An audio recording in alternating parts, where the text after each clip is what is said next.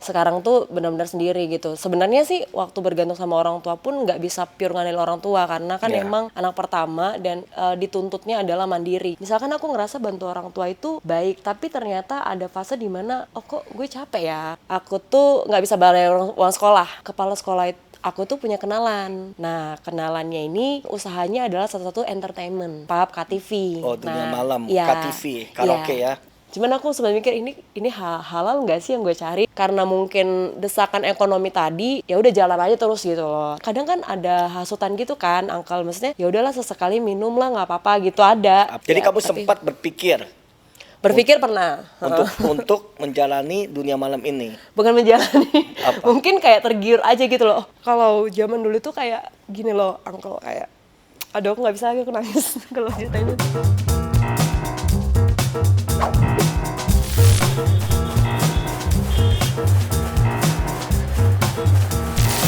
Bertemu lagi di podcast Uncle Paul. Kita akan membahas seputar dunia Gen Z dan para orang tua untuk mengenal dunianya mereka. Hari ini bersama saya bintang tamu Moria Flo. Kalau dilihat-lihat persis seperti Anggun C. Sasmi waktu muda ya. Apa kabar Moria? Baik, Uncle. Thank you udah datang di podcast Uncle Paul. Nah, pembahasan kita hari ini seputar Gen Z itu yang bekerja random, bekerja tidak punya planning, tidak punya schedule yang tepat, ngalir begitu saja sampai perusahaan bingung mau hire orang-orang Gen Z atau orang-orang yang lebih profesional sih karena itu kerandoman mereka. Menurut Moria gimana? Menurut aku itu balik ke orangnya ya, Uncle. Soalnya kan ada teman aku juga yang memang terplanning, ada juga yang ngeflow. Ya, tapi tetap keduanya ini punya tujuan gak sih gitu. Kalau aku sendiri kan orangnya ngeflow.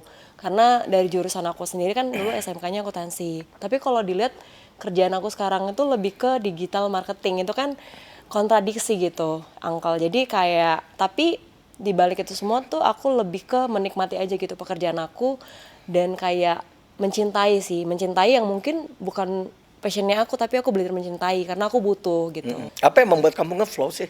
Padahal kan digital marketing, content creator itu kan mesti buka planning kan dalam seminggu mau ngapain, 2 minggu, 3 minggu, sebulan, bahkan setahun bikin tema lo itu.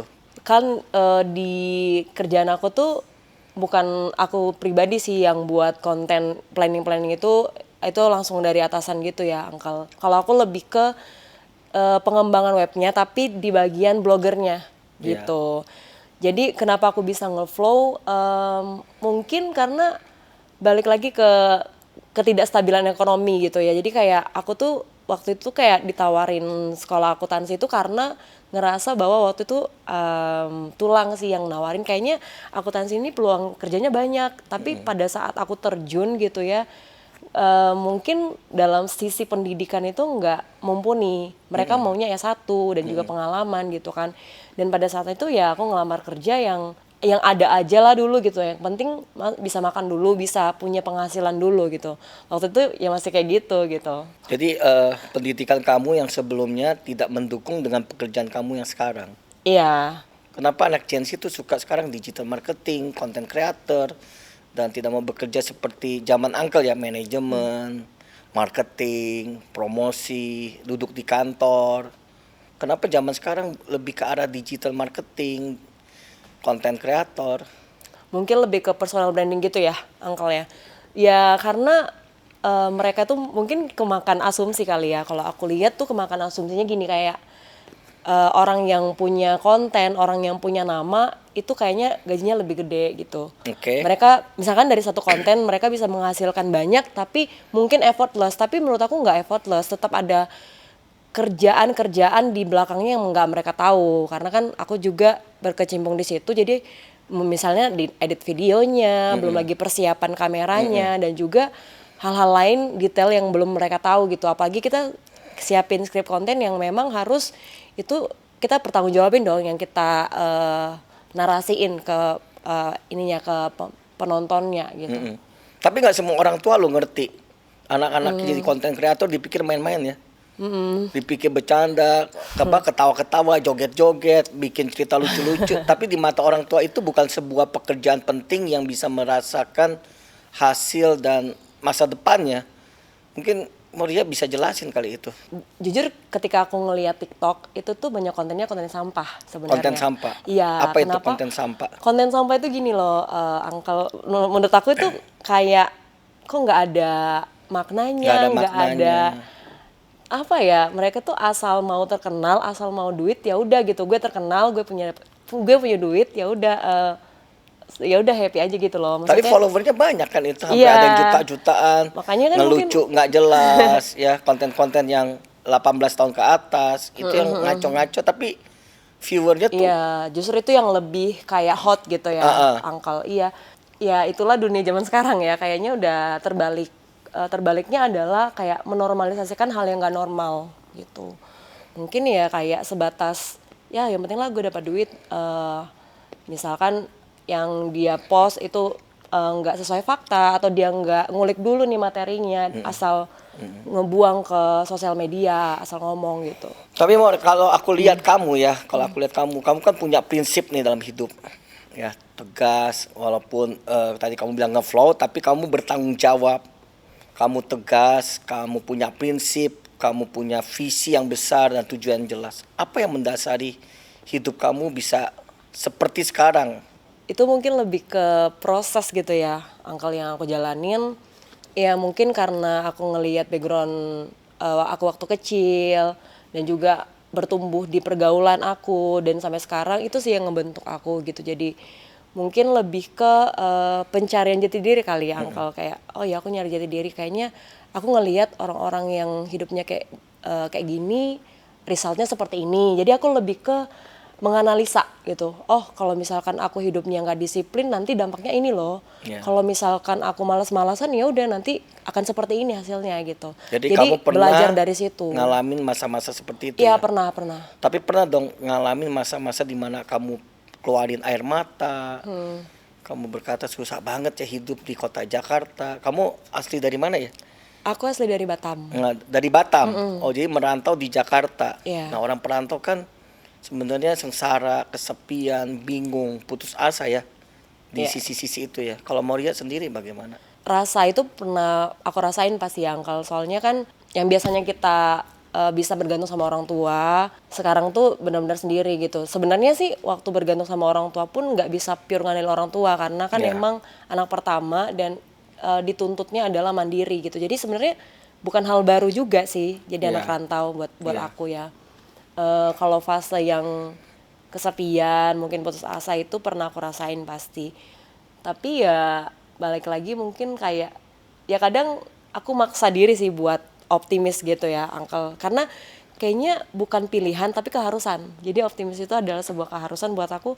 Karena kalau enggak, ya mungkin karena kalau enggak ya gue nggak makan, kalau enggak ya gue nggak dapat duit gitu kan. Apalagi mungkin orang tua tuh nge-push lebih ke kayak ngebantu lah dana untuk sekolah adik dan segala macamnya gitu kan. Itu cukup ngebuat aku tuh kayak jadi generasi strawberry ya kamu ya.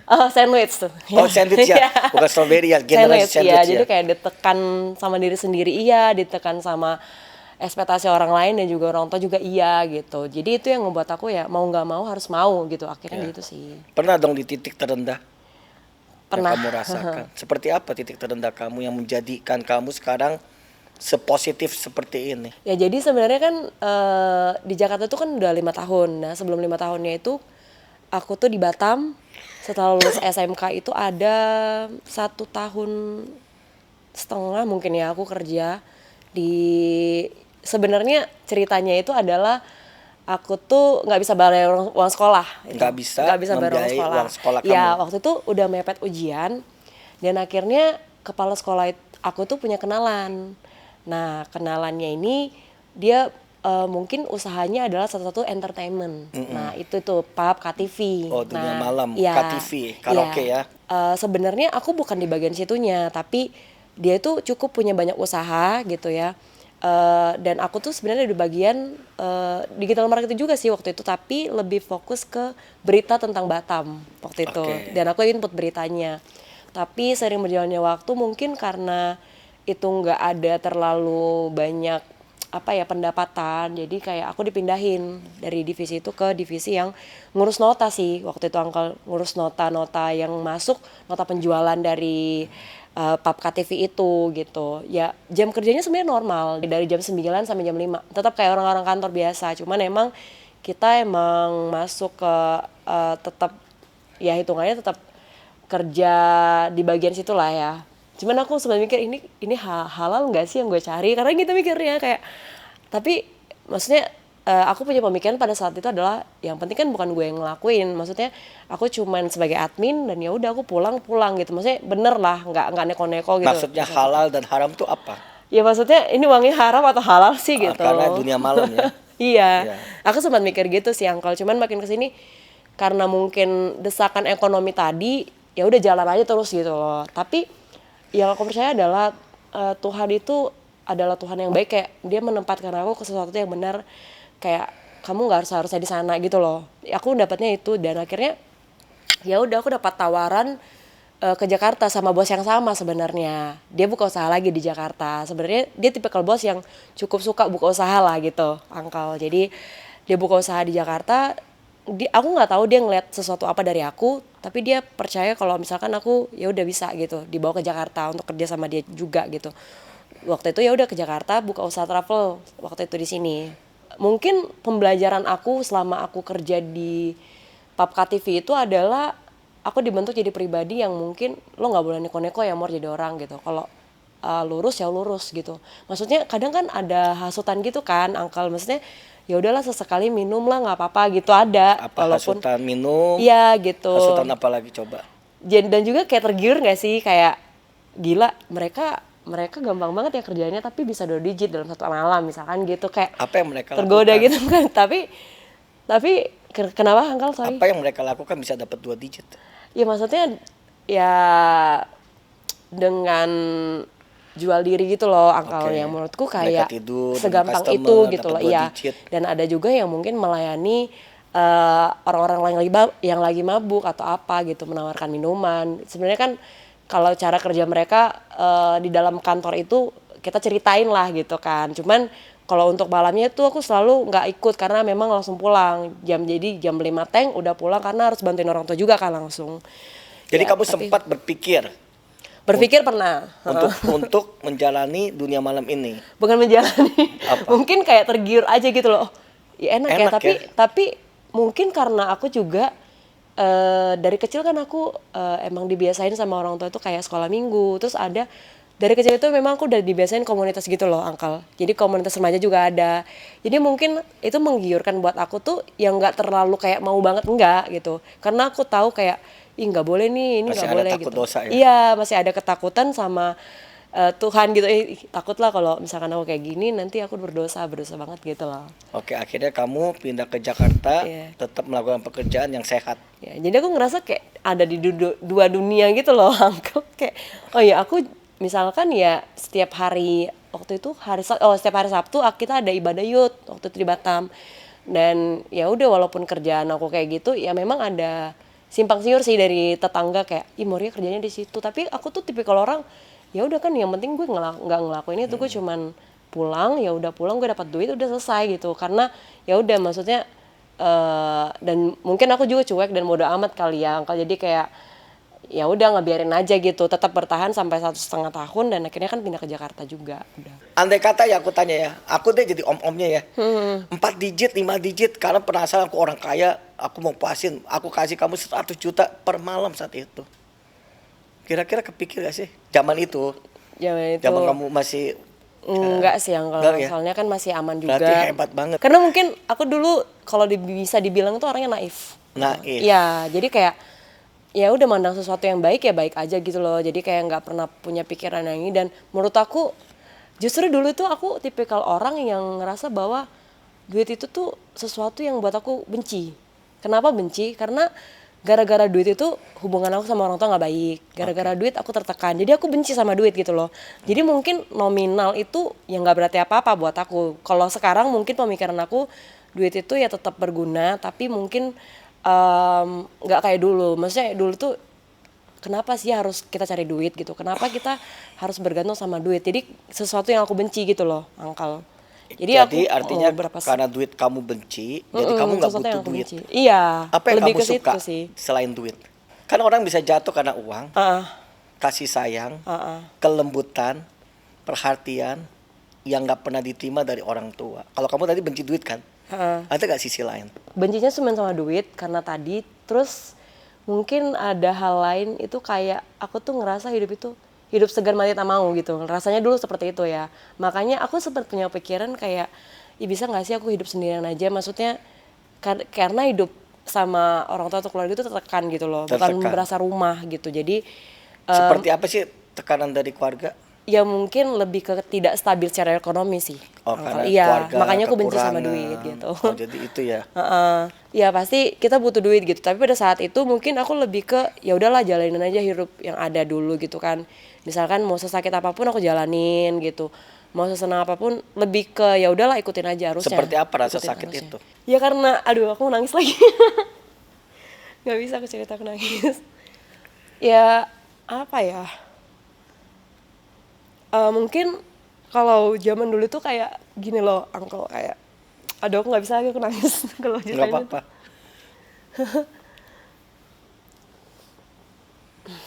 Ya mungkin apa ya, di saat yang seharusnya usia itu bukan untuk cari duit gitu ya uncle, jadi kayak tapi kok kayaknya kesannya tuh suffer banget buat cari duit gitu loh. Di usia berapa, Muria? Misalkan aku pernah mungkin ya dari SD emang udah diajak jualan sama orang tua, cuman ya terus menerus gitu sampai SMA gitu, sampai uang sekolah pun sempat apa ya yang tadi terpaksa kerja ya karena bayar uang sekolah gitu kan. Cuman yang mungkin membekas itu adalah setiap pulang sekolah itu ya harus cari duit gitu loh, bantu orang tua buat cari duit gitu kan. Walaupun nggak ngerti ya cari uangnya. Sebenarnya capek sih dari sekolah terus dipus lagi buat kerja itu capek gitu. Karena aku pernah juga sambil dulu kan kerjaannya tuh kayak sama orang tua tuh, kalau uncle tahu tuh kita tuh ngupas bawang gitu loh, ngupas bawang yang akan dijual ke pasar gitu. Dia tuh dihitung per karungnya, digajinya diupahnya per karung. Aku pernah belajar sambil ngupas bawang. Jadi kayak karena waktu itu kan besoknya ujian. Jadi besoknya ujian ya sambil aku baca gitu. Maksudnya di depan nyokap gitu kan. Tapi aku nggak mau ngeluh gitu loh. Maksudnya itulah mungkin aku terlalu naif gitu ya. Maksudnya ya udah gitu, nggak apa-apa, nggak usah ngeluh. Ya sebenarnya aku denial perasaan aku, tapi nggak apa-apa, nggak usah ngeluh, tetap jalanin gitu loh. Oke. Gitu sih kalau nggak apa-apa gitu. Sosok siapa yang membuat kamu kagum? Lalu sosok itu turun ke karakter kamu yang buat aku kuat loh kamu. Ada dong papa atau mama atau siapa? Nyokap sih. Nyokap ya? Iya. Kamu bangga sama mama kamu? Bangga. Karena? Jadi sebenarnya bukan aib ya, maksudnya aku menceritakan keluarga aku tuh bukan sebuah aib, tapi menurutku setiap keluarga itu didesain Tuhan ada rencananya. Itu yang aku percaya. Bahkan sampai sekarang justru ternyata dengan keadaan keluarga yang seperti itu ada pribadi Tuhan yang aku kenal di situ. Dari gitu. mama ya? Iya, cukup apa ya? Untuk secara iman dia yang juga buat aku bisa bertahan sih. Maksudnya secara iman gitu, kayak bukan cuma rutinitas ibadah, tapi mengalami Tuhan juga lewat ya nilai-nilai yang dia turunkan. Itu ada. Berarti hubungan kamu sama mama, papa baik ya saat ini? Saat ini baik, udah baik saja ya. Ini kalau mama misalkan nonton nih acara nih, podcast Uncle Paul, kamu mau katakan sesuatu gak?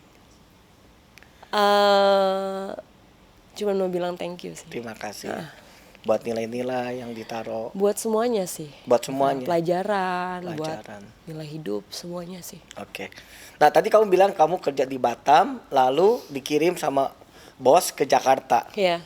Lalu apa yang terjadi waktu sampai di Jakarta? Sendiri lagi nih ya? Iya. Nah di Jakarta itu aku kan kerja sama bos aku yang turunan dari Batam kan. Iya. Nah ada masalah, ada kendala, mungkin aku yang melakukan kesalahan. Yang terjadi adalah putus asa gitulah.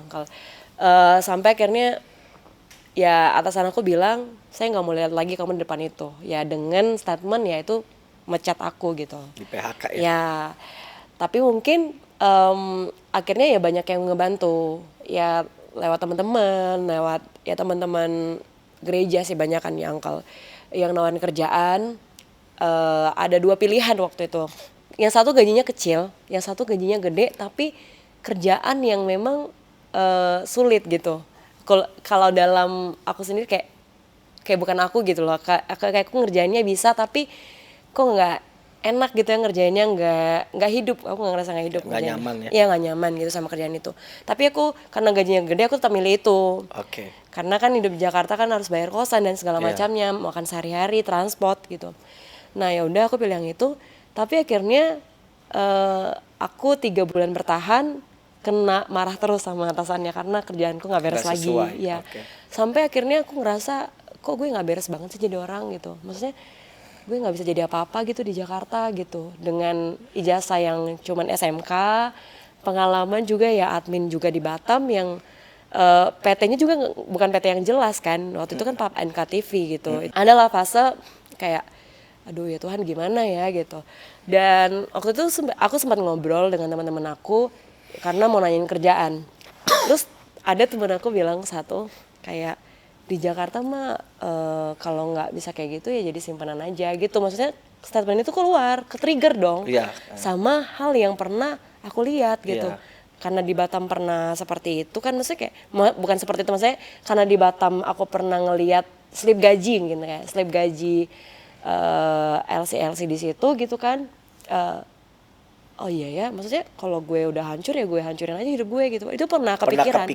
Pernah karena udah hopeless gitu kan. Pada saat itu ya 2 kali kayak ngerasa di PHK itu buat aku tuh ngerasa sakit, kayak iya kayak gue nggak bisa apa-apa ya, kayak gue nggak berharga banget ya gitu. Ya mungkin ada fase nyalahin diri sendiri, sabotase diri dan playing victim gitu. Itu ada, mental korbannya ada gitu. Ya akhirnya kepikiran gitu kan. Ya udah kalau misalkan hancur ya udah hancurin aja lah gitu sekalian gitu. Ada di fase kayak gitu sebenarnya udah disuruh balik ke Batam aja gitu kan karena dengar cerita itu, karena mungkin orang tua ya daripada di sana nanti pontang-panting gitu kan, balik aja lah ke Batam. Tapi dalam keadaan ya nggak ada ongkos gitu lah ya, jadi aduh pilihan apa yang harus aku pilih gitu kan. Ya aku ngerasa Tuhan itu nggak pernah biarin aku jatuh gitu loh sampai tergeletak, balik lagi lewat teman-teman dan lewat mentor. Dia tuh selalu nge-support aku kayak mau coba ngelamar di sini. Dia tuh selalu nge-push gitu. Nge-push untuk kayak tetap cari kerja, tetap cari terus gitu, tetap maju. Di saat aku lagi hopeless gitu. Sebenarnya kalau dibilang aku pada saat itu nggak punya harapan ya nggak punya harapan dan hopeless, benar-benar hopeless gitu. Tapi untungnya kayak puji Tuhannya ya udah lewat teman-teman, lewat mentor yang menguatkan kamu ya, dan juga mungkin aku tipikal orang kayak karena tadi aku bilang kayak dari kecil udah dibiasain gini kayak pokoknya cari Tuhan walaupun hambar gitu. Dan ya itu yang aku putuskan waktu itu sebenarnya nggak masuk gitu omongan orang ke aku gitu. Tapi ada satu fase aku tuh coba dengerin lagu rohani atau coba kayak berdoa walaupun sebenarnya dalam hati aku tuh udah kecewa berat sama Tuhan, udah hopeless. Kayaknya udah nggak mau Tuhan-Tuhanan lagi, nggak mau denger lagu rohani lagi, tapi aku maksain diri.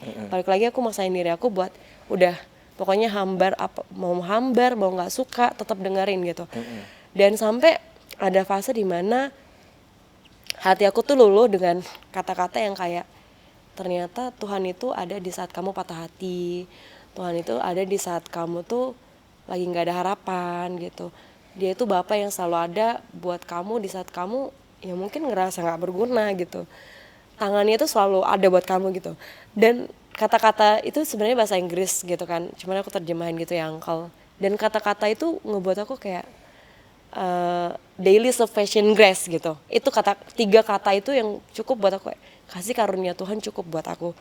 Di situ oh iya ya, gue sekalipun gue kehilangan semuanya gitu ya, tapi kasih karunia Tuhan itu, anugerah Tuhan itu nggak pernah hilang. Nggak pernah hilang. Ya yang di situ sih. Semangat. Ya akhirnya cuman kata-kata itu yang ngebuat aku akhirnya bangkit dan aku mau ya udah. Sebenarnya dengan itu pun nggak ada kerjaan yang aku terima pada saat itu dan lowongan yang aku lempar pun belum ada yang nerima aku. Tapi akhirnya aku calling lagi bos yang kemarin nawarin gaji rendah.